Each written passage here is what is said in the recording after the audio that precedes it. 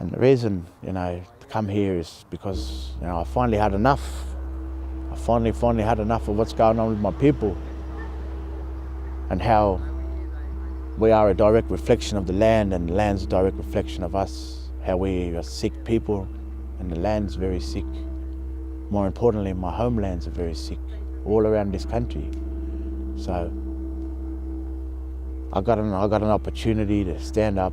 I got an opportunity to speak to the spirit of people, which is the heart and not the head, but the spirit of people, and to connect them to our way.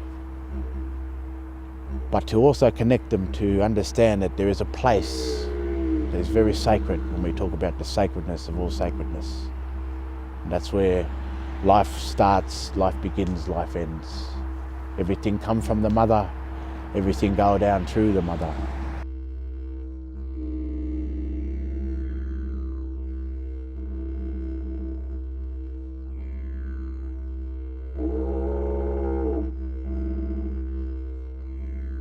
My name, my tribal name, Zelenak, after my great-great-grandfather, Johnny Cousins, who come from Gunditjamara country. First and foremost, any landscape that sits upon beneath the trees is also connected to the particular trees we talk about. The spirit of land, the spirit of mother, is the foundation, the formation of trees being able to grow and sit upon her, like her braids, like her hair as such. So yeah, they want to come through and knock down some very, very culturally sacred trees that we are in kin with. One tree in particular is a mother birthing tree, which women would come and do their women business, prepare for baby to be born. There's another tree called a direction tree. That's also a birthing tree as well. That tree comes about from the spirit of the baby placenta and a bit of seed from a bit of bush tucker that the mother would collect while being out in the bush. Mother and father would then come together with that placenta, father holding the placenta, mother holding the seed, and then both planting that placenta and that seed.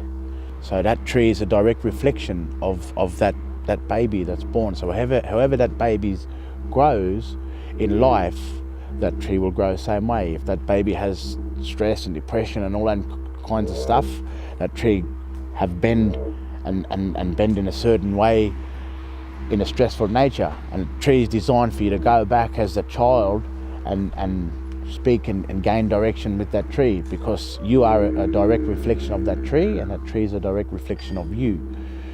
That baby, that there's a spirit in that tree that is the same as that spirit of that baby because of that placenta being connected. And so that's another one of the trees that they want to come and take down. There's also canoe trees. There's also what we call boundary trees. There's also other marker trees in terms of mob coming into country and out of country. When they used to walk in the country, there'd be certain tree scar that would represent that mob, and that they would have to go that way in that direction of that scar. And so all of these sacred trees sit upon a very, very sacred landscape that is able to fulfill all the nourishment and all the spiritual obligation and all that cultural obligation, to everything that resides. And so as a man, it's my responsibility as a warrior of my country, of my people, the Wurrung people, under tribal obligation, what we call stress and duress. It's my job and my duty to, as well as the rest of my mob and my clan, to stand on country and to hold the fort, but stand in front and stand, in solidarity of our women and children, who the government has taken a direct pot shot at and aim to desecrate their part of country that resides to them.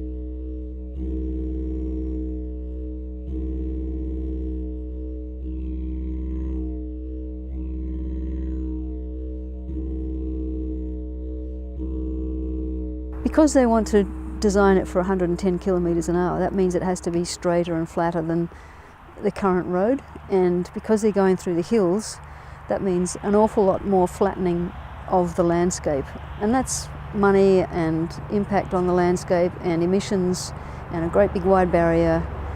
That's the opposite to what all their route selection guidelines say they should do. They started off doing all the right studies, but they weren't done up to the right standards as far as we can tell, and it didn't discover the lowest impact route. And that's an embarrassment, and we tried to negotiate quietly, but that didn't work. We lodged a case in the Supreme Court. That didn't actually stop them either. Middle of 2018 there was a protest. We got about half a business day's notice of them starting, and about 100 people turned up very, very rapidly, including a politician, Lydia Thorpe.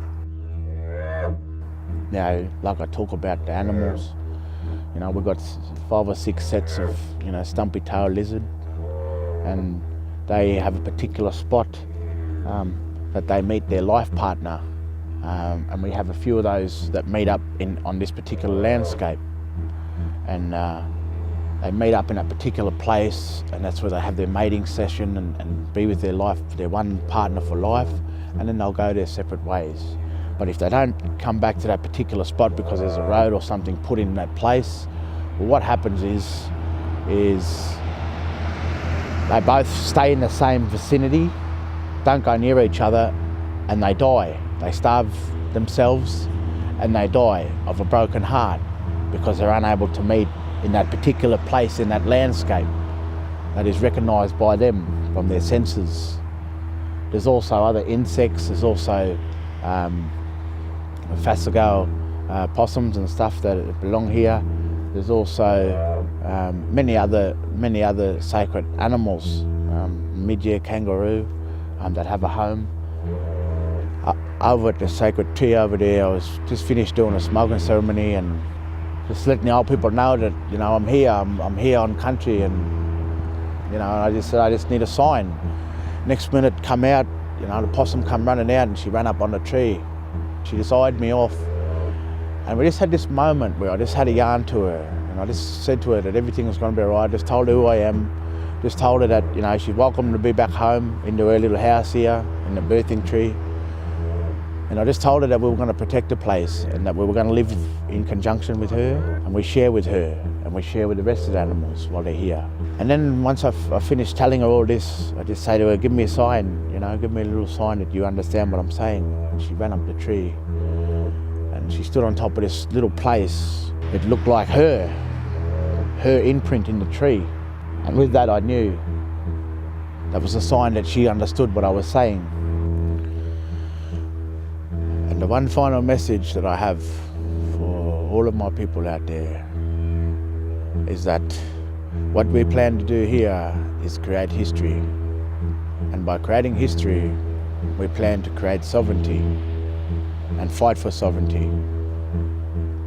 But once we win here, we can go all the way around and open up the doors for everybody, for freedom, for one and all, but to come under one law which make us all one mob.